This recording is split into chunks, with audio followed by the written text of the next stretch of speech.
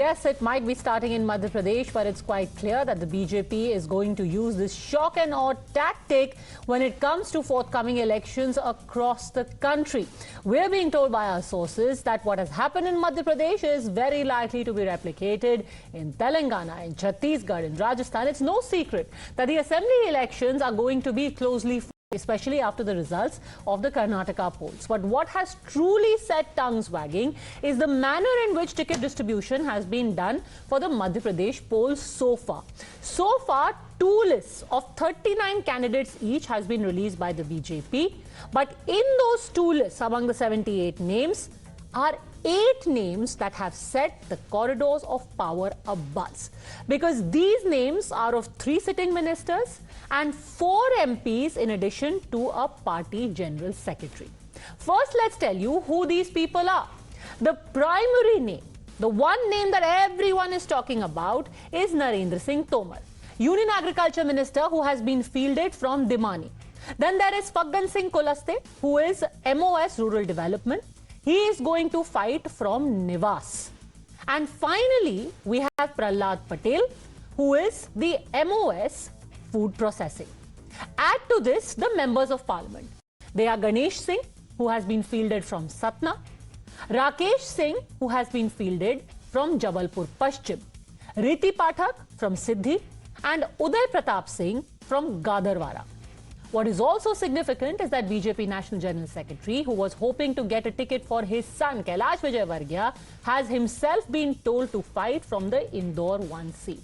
While like any BJP member, most of these surprise candidates say that they will do what the party asked them to do. Kailash Vijayvargiya did actually admit on camera that he had said, I don't want to fight elections, but ultimately, he will have to do what the party says. Party का आदेश है, खाली ये बताया था कि आपको कुछ काम दिया जाएगा, तुम ना नहीं करोगे, तुमको करना है। पर 1 नंबर का जब टिकट डिक्लेयर हुआ तो मुझे भी आश्चर्य हुआ, पर हम तो पार्टी के सिपाही हैं, पार्टी जो आदेश देगी वो करेंगे।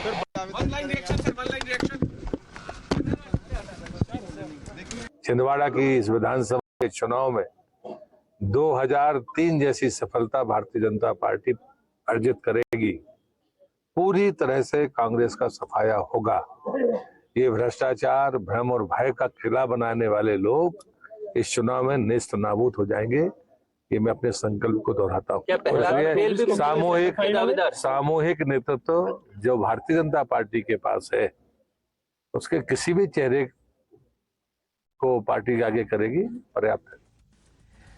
Naturally, the opposition has taken this as a sign of nervousness. They claim that the BJP faces crippling anti-incumbency and is unable to find enough people to even fight the assembly elections, and that is why they have to bring in their union ministers and MPs. Remember, this also comes at a time where the National Democratic Alliance, or the NDA, is in a state of churn. While the JDS has joined them recently, the AIADMK just 24 hours ago has parted ways. The BJP, though, is not betraying any nervousness. They say, we are just taking the fight to the opposition. We are going to set the narrative, and this is the ultimate weapon of shock and awe. The question is, which one of these 2 options do the people believe? अब उन्हें ये मालूम है शिवराज सिंह और ज्योतिरादित्य सिंधिया को कि वो चुनाव हार चुके हैं, तो उन्होंने एक नई शतरंज की चाल चली। भारतीय जनता पार्टी करारी शिकस्त और हार का सामना कर रही है, और ऐसे में उन्होंने कल ये स्वीकार कर लिया कि उनके पास चुनाव लड़ाने योग्य उम्मीदवार भी नहीं। All right, joining us on India Upfront, JVC Sreeram, political analyst, Ram Kripal Singh, senior journalist, Sanjay Jha, author, Kovai Satyan, spokesperson of the AIADMK, and senior journalist Vinod Agnihotri. But what is important about this list is not just the fact that candidates have been brought from the center to the state. Let's take a look at some of these seats from which they have been fielded, and you will realize that far from being an easy battle, this actually is a very uphill task. Narendra Singh Tomar, the union minister, has been fielded from Dimani. 2018 elections, this seat was won by the Congress and their vote share was close to 50% in this seat. The Congress got nearly half of the votes in the seat that the Union Minister has now been sent to fight. Then let's take a look at the seat that has been given to Faggan Singh Kulaste. He is going to Nivas. This seat also is currently held by the Congress, and by 47 vote share percent, they had won it in 2018. The third we are talking about is the seat that is going to be fought by Prahlad Singh Patel. Let's look at Kailash Vijayvargiya first. Now, Indore is his traditional, it's his hometown, but yet this particular seat, Indore 1, which he is going to be fighting, is currently held by the Congress. They won this seat by a vote share of 50%. The BJP was at a close second because it is, a strong seat for the BJP. Let's take a look at the next seat. This one is of Ganesh Singh, Member of Parliament of the BJP. Again, the Congress won Satna, 37% vote share. Let's go through all these seats quickly now. We're looking at Ganesh Singh. The next one is Rakesh Singh. This is Jabalpur Paschim, 53% vote share, again won by the Congress. Next one is Uday Pratap Singh, Gadarwara, and again won by the Congress by 50%. So let me open this up and ask the non-political guests first. JVC Sreeram, what do you make of this particular, is it a gamble? Is it a master stroke? You send in your ministers and you send them to a seat which the Congress has won and won by a huge margin. Why? You see, if I look at each one of the seats which you have mentioned, like say, let's take the case of the biggest heavyweight, Narendra Singh Tomar. In Morena district, BJP did not win a single seat in 2018 election, which just goes on to show that this time BJP is going to fight seat by seat. I don't know, to my knowledge, for the last several decades, I've been observing politics. I have never seen BJP getting prepared for an assembly election very well in advance, announcing the candidates, because that's the blunder they made in Karnataka. In Karnataka, with just 2 days to go for the nomination, they released the list, including their strongholds and their weakholds. But here you look at it, like say Indore. Indore is traditionally, Indore city is a BJP stronghold. 5 out of 9 seats were won by BJP in 2018. But Indore 1 was not won by BJP. And Kailash Vijayvargiya normally contests from Indore 2. He doesn't contest from Indore 1. So he has been asked to contest. In fact, what they're doing is, you have been in the party for several decades. You are a popular leader. Now go and fight the tough seats.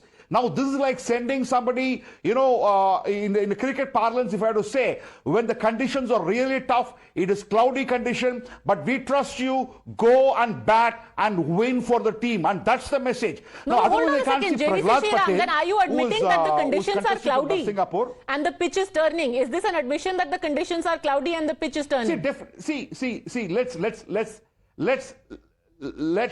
Let's look at it very impartially, irrespective of whom one party is supporting or not supporting. Madhya Pradesh election is a close election. If somebody tells you that Madhya Pradesh election is a straightforward election, no. Because from 2003, BJP has been winning. In 2018, BJP narrowly lost. Certainly, the opinion polls and trackers indicate that it is closer than what many people believe in. As a result of which, BJP is fighting every seat tooth and nail. What is wrong in it? And I would also like to tell you one more thing, Padmaja. Mr. D.K. Shivkumar, the Deputy Chief Minister of Karnataka, mentioned that in 2024 Lok Sabha election, many of the sitting ministers and sitting MLAs in Karnataka will have to contest. So it is going to become, the scene is changing.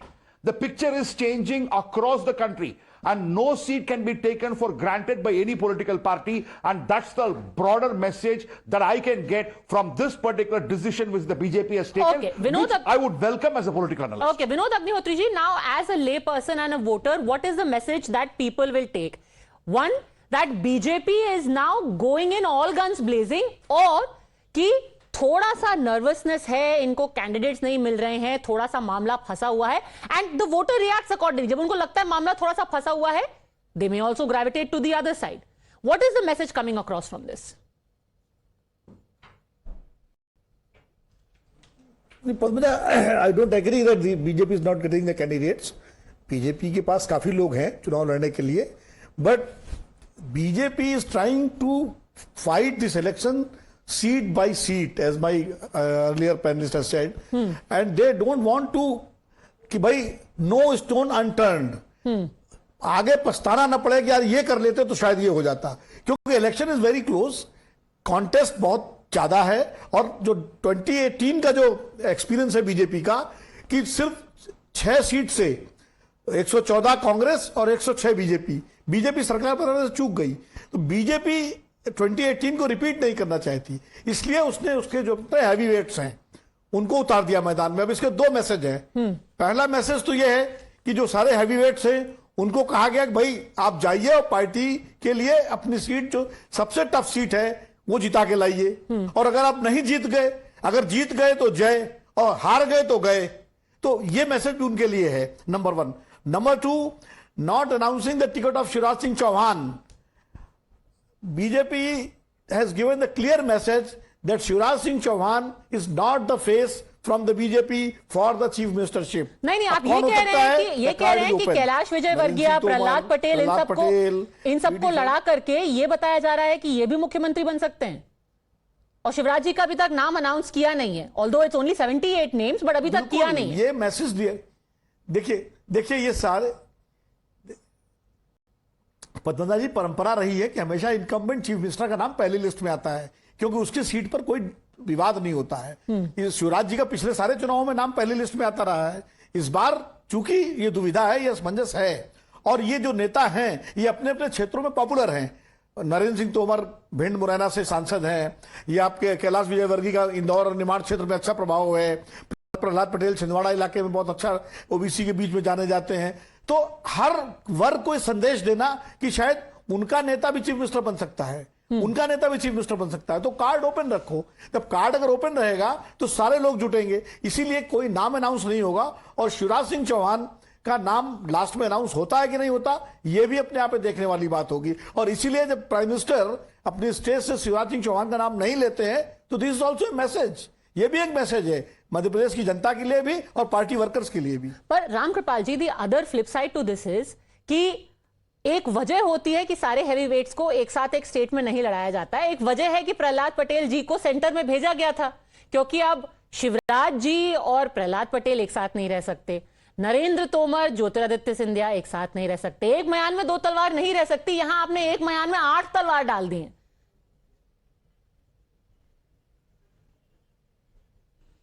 जी देखिए पद्मजा जी, हमारे पहले पूर्ववर्ती वक्ताओं ने जो शुरू में कहा था, बहुत अच्छी बात उन्होंने कही थी, मैं थोड़ा सा उसी को आगे एक्सप्लेन कर रहा हूं। देखिए, चाहे कारपोरेट हो या राजनीति हो, यहाँ पे जो भी नंबर 1 होता है उसके सामने हमेशा एक चुनौती होती है। वो चुनौती ये होती है कि उसकी नकल करने वाले सब होते हैं, ऐसे में उसको हमेशा कोई न कोई ऐसा कदम उठाना है, अच्छा या बुरा नहीं, he is forced to do something differently, कुछ ऐसा करे जिससे चौंकाने वाली चीजें हों।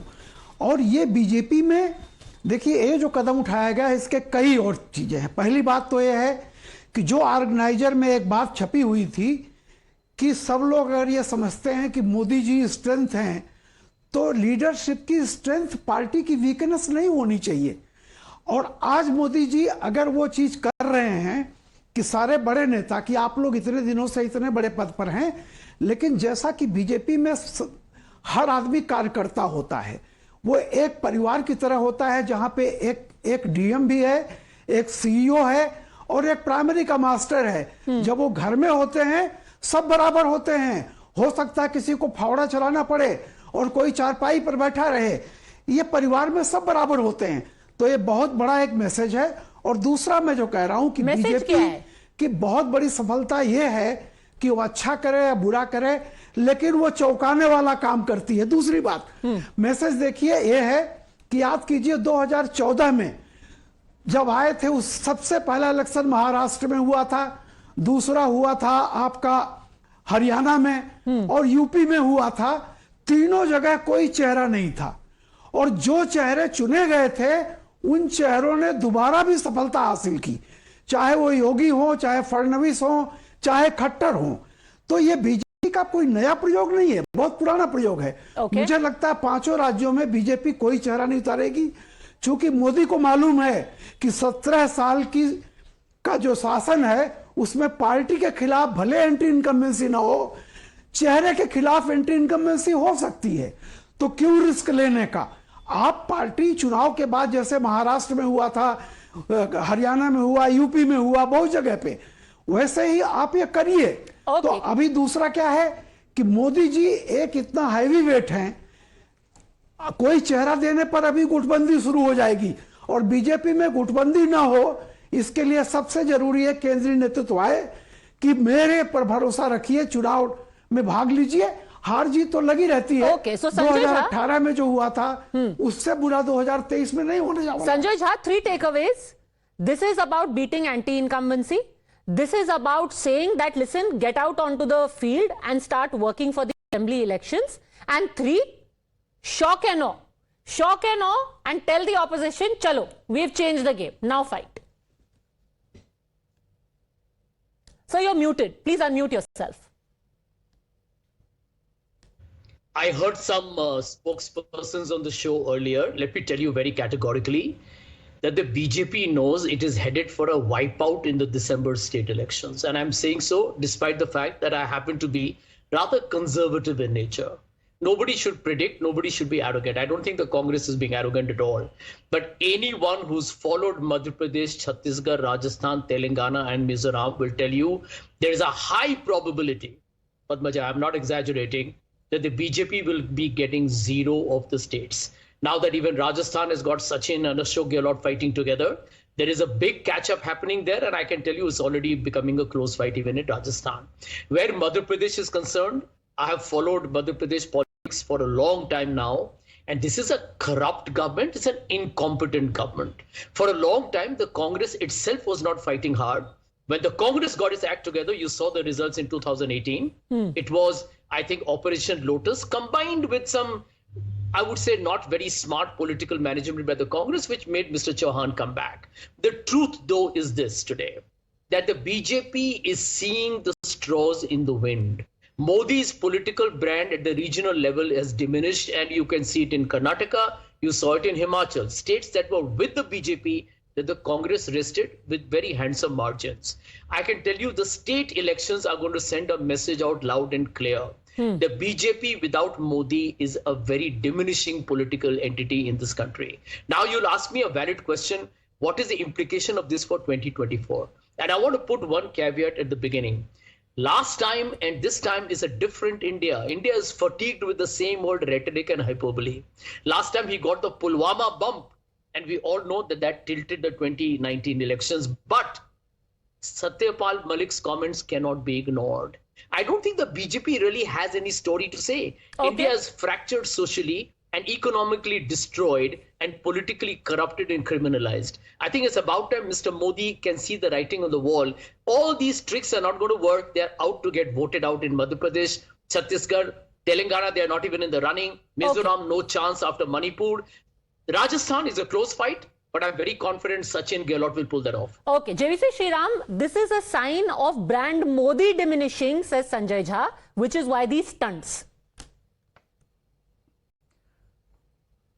Mr. Sanjay Jha is dreaming. He is daydreaming. They're entitled to daydream.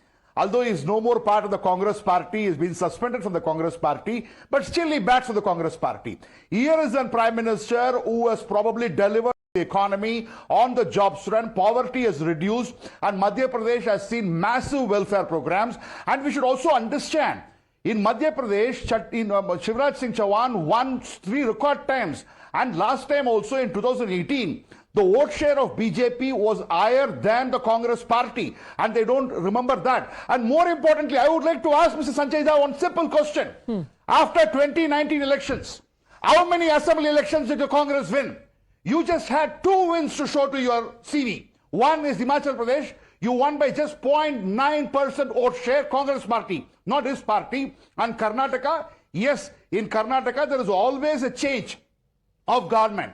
And because of these two, you are going to the road and saying that I've got a story to say. What happened in Uttar Pradesh? What happened in Uttarakhand? In Uttar Pradesh, you are not even able to win 2 seats. Mr. Sanjay Jha, you need to answer. The Congress is in dire straits. In Punjab, you are lost.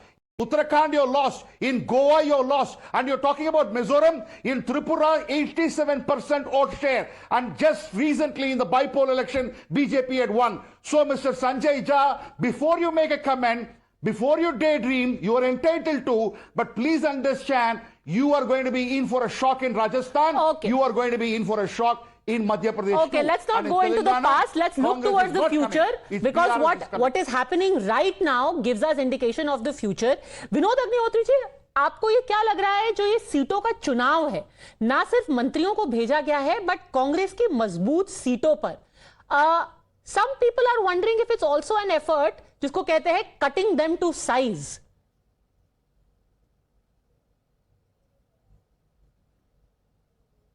नहीं, ये दुधारी तलवार है, और दुधारी तलवार इसलिए है कि ये मिनिस्टर्स और एमपीज अब उन सीटों पर लड़ने के लिए गए हैं जो बीजेपी के लिए कमजोर सीटें हैं, और अगर ये चुनाव जीत जाते हैं और राज्य में सरकार नहीं बनती है तो क्या ये सिर्फ एमएलए बने रहेंगे, और अगर ये चुनाव हार जाते हैं तो इनका जो है पॉलिटिकल वेट जो है वो बिल्कुल कमजोर हो जाएगा, फिर क्या इनको पार्लियामेंट का टिकट मिलेगा 2024 में? तो ये इसलिए ये टू एजेड स्वॉर्ड है कि इधर भी उधर भी, और दो में से एक चीज तो होनी है, या तो जीतेंगे या हारेंगे। तो इसलिए ये बड़ा मुश्किल है, लेकिन भारतीय जनता पार्टी की जो प्रेजेंट लीडरशिप है वो इस तरह का रिस्क या इस तरह का चौंकाने वाला फैसला करती है, जैसा रामपाल जी ने भी कहा। और इसीलिए मैं कह रहा हूं कि मध्य प्रदेश के जो सिग्नल्स मिल रहे हैं भारतीय जनता पार्टी को, सिग्नल बहुत फेवरेबल सिग्नल नहीं मिल रहे हैं उनको, उनकी लीडरशिप को जो सिग्नल्स मिल रहे हैं ग्राउंड से, वो मिल रहे हैं कि पार्टी अगर कोई भी कमी हो गई तो चुनाव लूज कर सकती है, जैसे पिछली बार लूज कर गई थी।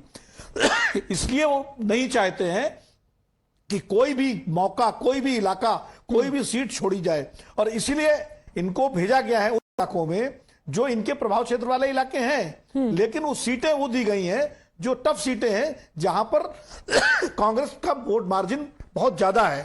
तो अगर ये वो सीटें कांग्रेस से ले लेते हैं तो पार्टी का फायदा है, और अगर ये हार जाते हैं तो फिर पार्टी लीडरशिप नई लीडरशिप पैदा करेगी इनके इलाकों में, नए नेता आएंगे, फिर नरेंद्र सिंह तोमर और फग्गन सिंह कुलस्ते और कैलाश विजयवर्गीय, इन सारों के लिए नए लोग। और रामकृपाल जी, ऐसा एक एक्सपेरिमेंट शायद बंगाल में भी किया था, जहां पर जो यूनियन मंत्री हैं उनको बंगाल का चुनाव लड़ने के लिए भेजा गया था, या किसी और राज्य में पहले ये एक्सपेरिमेंट हो चुका है?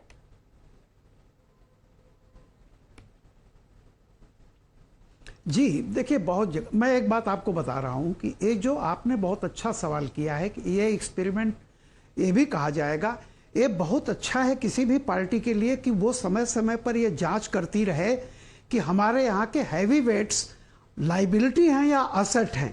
इसका परीक्षण हमेशा बैठ करके दफ्तर में नहीं होगा, फील्ड में होगा।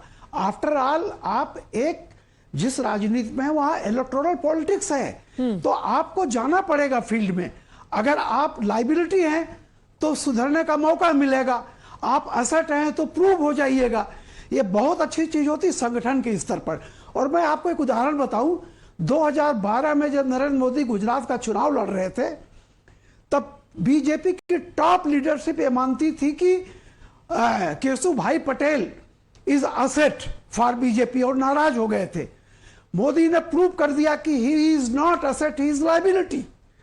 यही मोदी है। और किस तरह से जब उस समय लोग कह रहे थे कि 100 का आंकड़ा नहीं पार करेंगे, 100 का आंकड़ा उन्होंने पार किया, प्रधानमंत्री पद के दावेदार बने, दिल्ली आए और सब कुछ किया। तो मोदी जी, एक बात समझ लीजिए, एक कार्यकर्ता उनकी निगाह में उतना ही महत्वपूर्ण है जितना चाहे अमित शाह हो, चाहे कोई भी हो। और ये बार बार इस बात को कहते हैं, जब प्रधानमंत्री कहता है कि मैं सेवक हूं, तो बाकी लोगों को ये केंद्रीय मंत्री हैं, फलाना मंत्री हैं। अरे आप जड़ से तो उठ के आए हैं ना, आप परिवार में हैं, आप जाइए। और जो बड़ी हैवी वेट है, अगर वो कठिन सीटों पर नहीं लड़ेगा तो क्या एक आम कार्यकर्ता को वहां भेजेंगे? Kovai Satyan, many people were wondering if this is a fallout of the AIADMK parting ways, where some drastic measures are being taken, but the consensus here seems to be this is in keeping with the BJP's usual style. Go and do something completely out of the box, leave everyone flummoxed.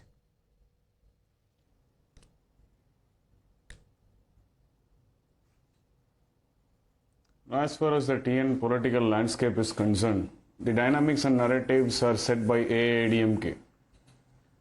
in TN, BJP needs AIADMK, not vice versa.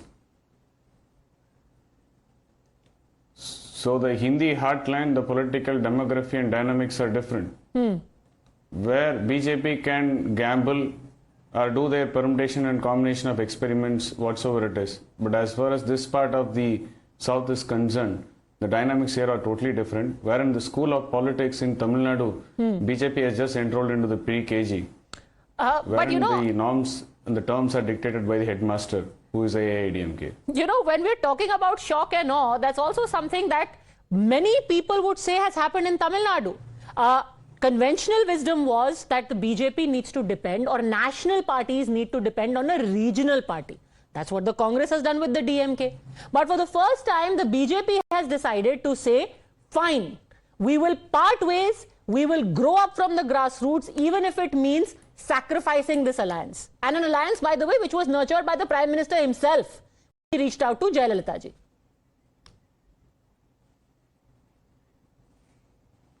That is true. He understands the might of AIADMK. That's the reason why the NDA meet was called. Our leader was made to stand next to him. But while the state unit doesn't seem to understand the importance of an alliance, they don't understand the sanctity in an alliance, the relationship. No, but that And is the because state the leader center has seems to decided to put back the himself in the state. front rather than the party. Hasn't the central leadership decided to back the state leadership? That's the reason why this decision is being. That's the reason the decision now. See, in an ally, you have to mutually respect an ally. You can't give a picture that ally is taken for granted. For your benefit of viewers, it's like AIADMK goes to Gujarat and does some legwork for 6 months or 1 year and say, we have got the might to face BJP there or any other political party there. We'll go all alone. If this will sound palatable to the people of Gujarat or anywhere in the people of North, that's what it's happening in TN right now. Every party aspires to grow. We don't say no. Talk about your achievements, talk about your ideology, take it to the people. Why you want to ridicule your own ally out and open? Okay, JVC Just Sreeram, because we were an ally with BJP, we were shamed as slaves by JVC our rival DMK. Okay, this is not some great strategy. It is a child behaving petulantly in front of the headmaster, says Kovai Satyan. Padmaja, I think what Mr. Kovai Satyan is saying, it should be two-way traffic. Because he needs to understand that in 2016 elections, the following seats were lost by the AIADMK. But because of the alliance with BJP, they won. I can give you the list. Singanallur, Gudalur, Tirunelveli won by the BJP. ADMK candidate lost and he stood on BJP ticket and won. Kanyakumari, Kadayanallur, Alangulam and Parvati Velur. I've got 7 seats.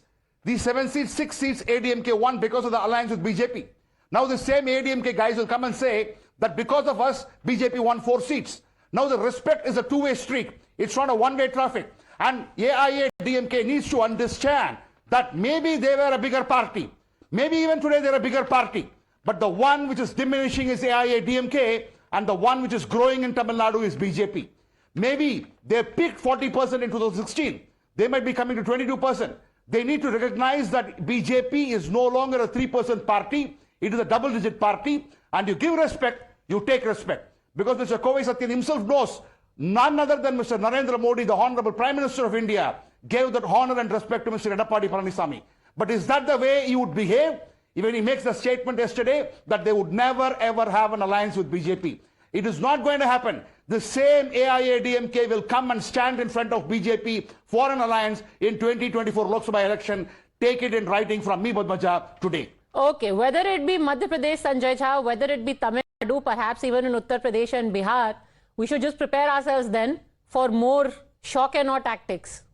Who knows, maybe the BJP will say we'll fight all 39 seats in Tamil Nadu.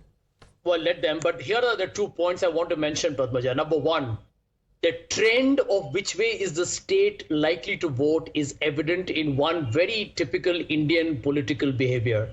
When MPs and MLAs, people start moving from one party to another. You can see the migration of BJP leaders from the BJP to the Congress in Madhya Pradesh is happening already. That tells you which way is the wind blowing. Coming down to Tamil Nadu, I think what Mr. Kovai has said makes sense because I have always maintained, irrespective of the cracks in the relationship, the BJP in Bihar grew on the back of JDU. In Maharashtra, where I live, they grew on the back of the Shiv Sena. In Punjab, on the back of Shrimoni Akali Dal. And they have backstabbed all of them. I have always said the BJP is like the giant anaconda snake. It can never be a partner. It swallows them. Tamil Nadu is one of their bastions because they're using a weaker Anna DMK as the crutch to eventually swallow them up. I think the point that he's making is valid. And let me tell you, Padmaja, something that a lot of people don't say. But in trying to politicize Stalin's comment on Sanatan Dharma, basically the BJP's messaging was, we abandon Tamil Nadu to the extreme form of Hindutva politics, whatever we get. Damn Anna DMK. Eventually, we want to make it a pan-India communal game. And I think Anna DMK is smart enough to sense that BJP could be sacrificing it and eventually going through the same destruction that the Shiv Sena and the JDU felt in Bihar and in Maharashtra. You know, it is truly touching to see the love for the AIADMK, which has joined the pantheon of the Shiv Sena UBT and the JDU as a truly secular party certified by Sanjay Jha over here. Anyhow, you are saying the BJP is an anaconda that swallows up others. Some might say it is Atmanirbhar. Anyhow, interesting election time. Thanks very much, all gentlemen, for having joined me with your perspective.